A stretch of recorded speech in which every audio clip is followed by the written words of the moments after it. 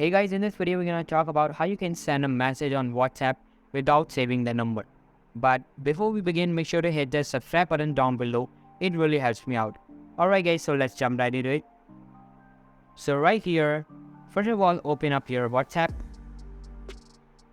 And under here you can see we don't have any option to send the message specifically without saving the number. So right here you can see I have a contact number. And I'm going to message this number.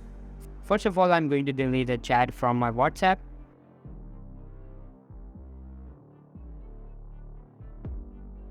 Now, if I want to send the message on that number without saving it, I'll go to my browser and over here, you're gonna type in wa.me/ and then you have to put your country code and then you just have to enter the number and you have to search for that.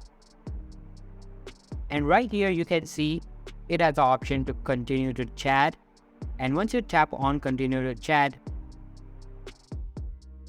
it will redirect you to your WhatsApp, and right here we have the contact, and from here I can easily chat with this person. That's how you can send a message to a specific number on WhatsApp without saving it. So if you found this video helpful, then make sure to give this a huge thumbs up, subscribe to our channel. Thanks for watching.